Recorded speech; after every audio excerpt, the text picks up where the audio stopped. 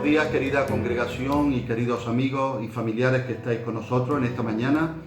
Vamos a dar paso a la predicación de la palabra en este domingo y vamos a orar pidiéndole al Señor que nos revele y que nos hable a nuestros corazones y a nuestras mentes en este día. Eterno Padre, te damos gracias que podemos oír tu voz. Gracias, Señor, que tú nos das tu palabra. Gracias, Señor, por tantas cosas buenas que tú nos das en medio de todos los acontecimientos. Queremos reconocerte, Rey, Señor y Salvador de nuestras vidas. Y ahora te pedimos, por favor, que tú vengas hablando a nuestros corazones, que tu palabra penetre lo más profundo de nuestro ser y haga el efecto para lo cual tú la envías. Señor, declaramos que tu palabra que tú envías no vuelve vacía, sino que hace el efecto que tú quieres. Te lo pedimos y te damos las gracias en el nombre de Jesús. Amén. Muy bien, pues en esta mañana quiero compartir un mensaje que creo que el Señor me ha inspirado, ha puesto en mi corazón compartirlo con vosotros y lo he titulado Mejor que al principio. Mejor que al principio. Vamos a ir al profeta Ezequiel, capítulo 36, versículo 11. Y dice así la palabra de Dios. Multiplicaré, el Señor está hablando por el profeta Ezequiel, a su pueblo, a Israel, a su nación escogida, y le dice así. Multiplicaré sobre vosotros hombres y ganado, y serán multiplicados y crecerán, y os haré morar como solíais antiguamente, y os haré mayor bien que en vuestros principios, y sabréis que yo soy Yahvé. En otras traducciones, otras versiones lo expresa de la siguiente forma. Ezequiel 36, 11. Multiplicaré en vosotros hombres y animales, y se multiplicarán y serán fecundos. Haré que seáis habitados como lo fuisteis anteriormente, y os trataré mejor que al principio, y sabréis que yo soy el Señor. Y en otra traducción dice, el pueblo crecerá mucho y podrá entonces reconstruir sus ciudades y vivir en ellas. También haré que sus animales se reproduzcan y aumenten en número. Ustedes, israelitas, volverán a llenar el país, llegarán a estar mejor que antes, y entonces reconocerán que yo soy el Dios de Israel. Que el Señor bendiga su palabra en nuestros corazones. Bien, en este capítulo 36 del profeta Ezequiel podemos ver la misericordia de Dios hacia Israel, con palabras proféticas buenas y de consuelo. El Señor se dirige aquí a un Israel literal, habla de una tierra literal, y habla también de una regeneración literal de Israel en tiempos mileniales, es decir, después de la gran tribulación. Y alguien podría decir, bueno, ¿y eso que Dios está hablando, profetizando, o esta palabra que Dios da a Israel para ese futuro glorioso y lleno de misericordia, qué tiene que ver conmigo? Bueno, lo que el Señor me pone en este día es resaltar el corazón de Dios hacia su pueblo cuando les dice, y quédate con estas palabras, era el título del mensaje en esta mañana, os haré mayor bien que en vuestros principios. Llegarán a estar mejor que antes. Os trataré mejor que al principio. Creo que si esa palabra podemos decir, Señor, quiero hacerla mía por la fe, y como iglesia tuya, como discípulo tuyo, quiero recibirla también. Quiero poder llegar a creer. Dame la fe para poder llegar a creer y a confiar que llegaré a estar mejor que antes, porque tú lo dices, que tú me vas a tratar mejor que al principio y que tú me vas a hacer mayor bien que en nuestros principios. Es decir, mejor que antes, mejor que al principio, como hemos dicho que se titula este mensaje. Cuando estamos atravesando crisis de cualquier tipo, sea atravesando un tiempo de enfermedad, o un desengaño, una desilusión, el desaliento, una equivocación, malas decisiones, alguna caída, algún resbalar en nuestra vida cristiana, o un conflicto que se alarga en el tiempo y nos va desgastando por dentro, o una culpa que nos martillea continuamente en nuestra conciencia, en nuestra mente, en nuestro corazón, nos preguntamos muchas veces, ¿verdad? ¿Podré recuperarme? ¿Me levantaré de este estado? ¿Volveré a estar como estuve en otro tiempo? ¿Me pondré bien? ¿Me pondré bien? ¿Se acabó mi tiempo o veré restauración en mi vida? ¿Podré estar como estaba al principio? Yo estoy atravesando situaciones personales, familiares muy duras. Y yo le estoy pidiendo al Señor, Señor, yo te ruego que podamos volver a estar como estábamos antes, pero el Señor me llevó a orar de otra forma. Digo, Señor, no te pido poder volver a estar como estábamos antes, sino mejor que al principio. Y al ver estos versículos y esta palabra que estoy compartiendo contigo, como que se me iluminó mi situación y espero que a mí el primero el Señor me pueda hablar, me pueda confortar, me pueda animar y consolar y yo aprender a confiar un poquito más en el Señor y espero que a ti también te sirva. Señor, yo estoy viviendo estas situaciones, yo estoy atravesando esta crisis personal y me pregunto si ya se ha acabado todo, me pregunto si esto ya tiene solución, me planteo muchas veces, o recuerdo aquellos tiempos del principio, cuando yo comencé mi vida cristiana,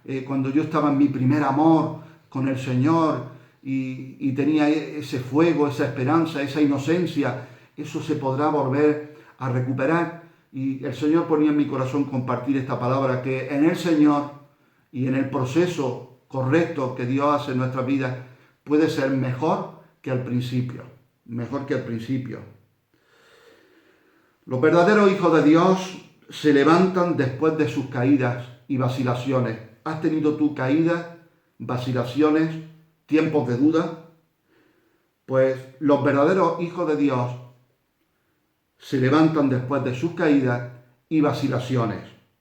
Como dijo el profeta Miqueas, capítulo 7, versículo 8, dice así: enemigos míos, no se regodeen de mí, pues aunque caiga, me levantaré otra vez. Aunque esté en oscuridad, el Señor será mi luz. Y sabes una cosa, mayor bendición de lo que han perdido puede ser concedida a los descarriados que se restauran. Repito de nuevo, mayor bendición de lo que han perdido puede ser concedida a los descarriados que se restauran. Como tenemos el ejemplo del hijo pródigo que volvió a la casa de su padre y al final fue mejor todavía que al principio. Bien, vamos al punto número 1 del mensaje en esta mañana y quiero compartir o hablar de lo que era tan bueno en nuestros principios. Punto número 1, lo que era tan bueno en nuestros principios. Como la tierra de Israel, que fluía leche y miel, tú habrás leído o recordarás que Dios le promete a su pueblo una tierra prometida, una tierra que fluye leche y miel. Ahora para el cristiano, para el discípulo del Señor, de Jesucristo, Dios nos tiene preparado algo prometido, una ciudad celestial, ¿verdad? Promesas tremendas, una eternidad con Él. Y bueno, Israel tenía al principio esa tierra que fluía en sus principios leche y miel. Y así nuestra vida cristiana tenía una singular riqueza. En primer lugar, gozábamos un vivo sentimiento de libertad y perdón completo. ¿Tú recuerdas eso, tus comienzos en la vida cristiana? Gozábamos un sentimiento de libertad, de perdón completo. Segundo, ganábamos repetidas victorias sobre nuestras inclinaciones pecaminosas y sobre nuestras tentaciones externas. Y eso nos llenaba de júbilo, de alegría. Cómo vencíamos, cómo esas inclinaciones, esas tentaciones externas, esas inclinaciones pecaminosas eran vencidas una vez tras otra en nuestra vida. Eso nos llenaba de júbilo, de fortaleza. Tercero, también en esos principios sentíamos gran delicia en la oración. ¡Qué gran delicia! ¿Cómo me iba a perder yo una reunión de oración en la iglesia? ¿Cómo me iba a perder yo un devocional y orar al Señor? Sentía una gran delicia en la oración, en la lectura de la palabra, en la Biblia. Me comía la Biblia. ¿Podrías decir eso? Me comía la Biblia, me encantaba escuchar predicaciones, y en la comunión de los hermanos también. Teníamos gran delicia en todas esas cosas, ¿verdad? Y también en ese principio cuarto, abundábamos en un celo en el servicio, un celo y servicio, un deseo de servir al Señor, y el gozo del Señor era nuestra fuerza, nuestra fortaleza. Eso es lo que era tan bueno en nuestros principios. Podemos leer en la palabra de Dios de los primeros caminos de David. Dice en Segunda de Crónicas, capítulo 17, versículo 3, y Yahvé estuvo con Josafat, porque anduvo, escucha bien, anduvo en los primeros caminos de David su padre, y no buscó a los Baales. En esos primeros caminos de David su padre, primeros caminos, y no buscó a los Baales, no buscó otras cosas, no buscó otros dioses, no buscó otros ídolos a los que consultar, donde apoyarse, donde regocijarse, donde deleitarse. Eran esos primeros caminos de amor con el Señor, de ese primer amor, de esa sensibilidad, de esa sencillez de corazón. Y también en la palabra de Dios somos exhortados a hacer las primeras obras, no solo los primeros caminos de David, sino que la palabra de Dios también, cuando el Señor le escribe a las iglesias en los primeros capítulos de Apocalipsis, en el capítulo 2, versículo 5, nos exhorta a hacer las primeras obras. Dice así: recuerda, por tanto, de dónde has caído y arrepiéntete y haz las primeras obras. Pues si no, vendré pronto a ti y quitaré tu candelero de su lugar si no te hubieres arrepentido. El Señor quiere que volvamos a nuestras primeras obras, a nuestro primer amor. En el segundo punto del mensaje es una pregunta: ¿podremos gozar algo mejor que aquello que tuvimos en nuestros principios? Repito, ¿podremos gozar algo mejor que aquello de nuestros principios?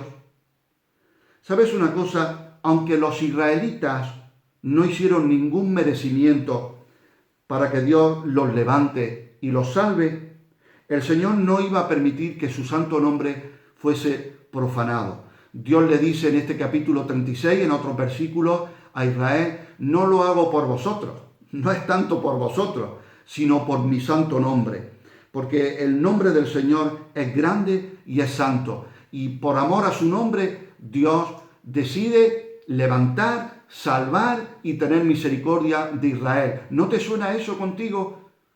Tú y yo no le buscábamos al Señor. Dice la palabra de Dios que no hay justo ni aun uno, no hay quien haga lo bueno, no hay quien busque a Dios. Todos se desviaron, a una se hicieron inútiles. Pero gloria al Señor, gloria al Señor, gloria al Señor, que Él dice en su Evangelio que ha venido a buscar y a salvar lo que se había perdido. Como escuché a un teólogo español importante, dice así, que el Señor vino a buscar y a salvar lo que se había perdido. ¿Sabes por qué? Porque lo que se había perdido nunca iría a buscar al Señor. Repito de nuevo, el Señor ha venido a buscar y salvar lo que se había perdido, porque lo que se ha perdido nunca toma la iniciativa de buscar al Señor, al Salvador. Cuando Dios da esta promesa, que será mejor que al principio, dice también: y sabréis. ¿Por qué? Con un sentido y un énfasis. Cuando Dios da esta promesa que va a ser mejor que al principio, dice: y sabréis que yo soy el Señor, y reconocerán que yo soy el Dios de Israel. Y esa debe ser el énfasis o nuestra reflexión o nuestra conclusión, que si el Señor hace en nuestras vidas que sea mejor que al principio, es para que tú y yo reconozcamos que Él es el Señor. Como dice la palabra de Dios, la salvación es de Yahvé, que la salvación es suya. Y reconocer que Él es el Dios de Israel. Esto nos anima a creer, estamos en este segundo punto y hemos preguntado, ¿podremos gozar algo mejor que aquello que tuvimos al principio? ¿Podrá ser? ¿Podrá ser? Porque nos preguntamos, ¿podrá ser? O casi que nos decimos a nosotros mismos, yo creo que ya difícilmente o prácticamente imposible que podamos mejorar. La palabra de Dios dice que nunca hablaremos con sabiduría diciendo que los tiempos pasados fueron mejores. También Dios habla a su pueblo y le habla de la lluvia temprana y la lluvia tardía. Y también les habla a su pueblo que la gloria postrera en su casa será mayor que la primera. Pero todo eso es aplicable, esos sentidos espirituales. ¿Podrá ser eso de una forma práctica y real en mi vida personal, en mi vida espiritual? Bueno, esto nos anima a creer que, primero, nuestra fe será más fuerte, más firme y más sabia que al principio. Segundo, nuestro conocimiento será más pleno y profundo. Tercero, nuestro amor será más constante, más práctico y duradero. Cuarto, nuestra oración será más prevaleciente. Quinto, nuestra utilidad será más amplia y permanente. Y sexto, todo nuestro ser será más maduro en la fe. Tenemos que brillar más y más hasta que el día sea perfecto. Tenemos que brillar más y más hasta que el día sea perfecto. Proverbios 4, versículo 18, dice la palabra de Dios, mas la senda de los justos es como la luz de la aurora, que va en aumento hasta que el día es perfecto. Punto número 3. ¿Cómo podemos gozar esta mejoría? ¿Cómo podemos gozar esta mejoría? Primero, debemos volver a nuestra primera fe sencilla en Jesús. Segundo, debemos dejar los pecados que nos apartan de Dios. Y tercero, debemos buscar de tener más íntima comunión con Cristo. Él promete hacer mejor nuestro final que nuestros principios. Vamos a leer lo que dice Job, capítulo 42, versículo 12. Job, capítulo 42, versículo 12. Y bendijo Yahvé el postrer estado de Job más que el primero, porque tuvo 14.000 ovejas, 6.000 camellos, 1.000 yuntas de bueyes y 1.000 asnas, etcétera, etcétera. Dios puede bendecir mi final más que mi principio. Y no hablo necesariamente de bendiciones naturales o materiales, que si Dios lo quiere hacer, también. Pero Dios puede, tiene el poder, la capacidad y quiere darnos este mensaje de esperanza que puede ser y Dios puede bendecir mi final más que mi principio. Simeón, este hombre ya mayor, en sus últimos días, tuvo el privilegio de lo que había anhelado y deseado toda su vida. Tuvo el privilegio de ver a Cristo, y no solo de verlo, sino de tenerlo en sus brazos. Cuando José y María llevaron a Jesús a presentarlo al templo, al Señor. Pues Simeón, en sus últimos días, tuvo ese gran privilegio de ver a Cristo y tenerlo en sus brazos. Quiero leerte algo que he recogido de un siervo de Dios y que explica muy bien lo que estamos compartiendo en esta mañana. Dice así: ha de ser un médico muy hábil aquel que, después de encontrar a un hombre maltrecho por enfermedades, no solo consigue restaurarle la salud, sino que le pone mejor que estaba antes, curándole no tan solo de la enfermedad que le causaba dolor, sino de otras ocultas de las que no se apercibía el paciente.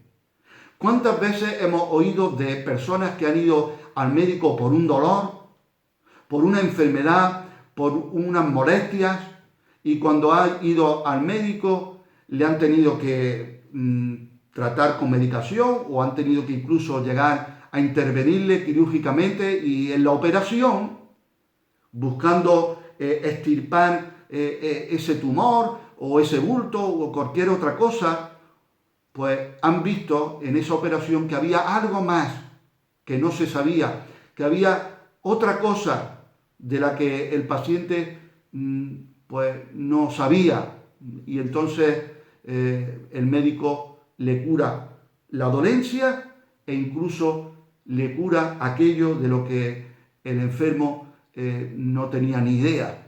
Y el Señor obra así. Así obra Dios, nuestro Dios, con la medicina de la misericordia.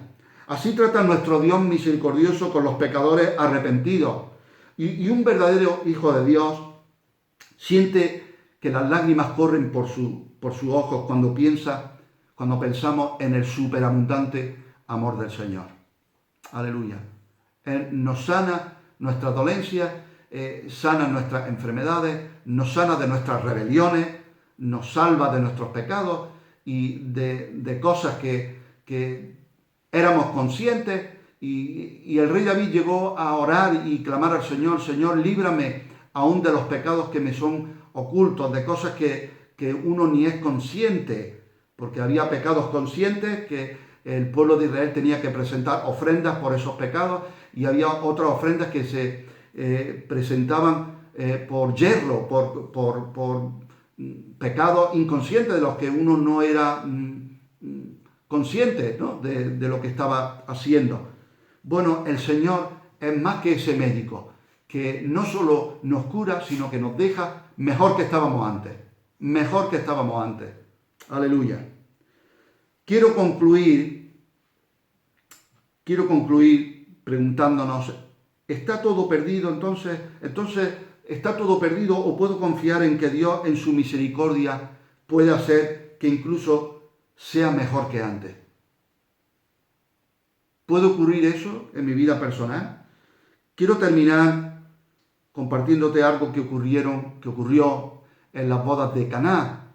Tú sabes que ahí el Señor realizó su primer milagro, que convirtió el agua en vino. El vino ya faltaba y el Señor convirtió el agua en vino. Y en el Evangelio de Juan, capítulo 2, versículos 9 y 10, dice así: Cuando el maestresala probó el agua hecha vino, sin saber él de dónde era, aunque lo sabían los sirvientes que habían sacado el agua, llamó al esposo y le dijo: todo hombre sirve primero, escucha bien, primero el buen vino, y cuando ya han bebido mucho, entonces el inferior. Mas tú has reservado el buen vino hasta ahora. ¿Sabes una cosa? Era costumbre en un banquete o en una fiesta de este tipo reservar el vino más malo, el vino de inferior calidad, para el momento, para el final, para el momento en que el gusto de los invitados, ¿verdad?, ya de tanto comer y de tanto beber, el gusto estaba ya, podríamos decir, el de los invitados estaba ya estragado, como para no poder discernir el sabor, el aroma del vino que se servía después.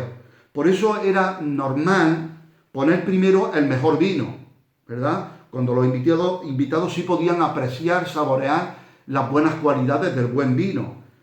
Así que tanto el maestresala como el novio quedaron sorprendidos cuando probaron ese último vino que se supone que era el malo o de peor calidad, y resulta que era mejor. Igual, yo no digo igual, seguro que era mejor que el que pusieron al principio. Déjame decirte algo muy importante. Los placeres del pecado, escucha bien, los placeres del pecado, lo que te ofrece este mundo, los placeres que te ofrece este mundo, aparecen hermosos y atractivos y de buen sabor al principio, pero al final son amargos. En cambio, los goces espirituales de andar con Cristo duran para siempre, desde el principio hasta el final. El mejor vino en la boda, en este caso, fue al final y no al principio. ¿Por qué?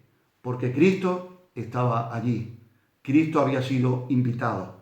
Y tú puedes decirle en esta mañana: Señor Jesús, yo quiero rogarte que tú vengas a mi vida, que tú entres en mi vida, que entres en mi corazón, que tú seas mi invitado de honor, no solo un invitado que aparece puntualmente, sino que tú seas el que ocupa el trono de mi corazón, que tú puedas habitar en mí, que tú puedas habitar, como dice la palabra de Dios, por la fe, Cristo habitar en nuestros corazones.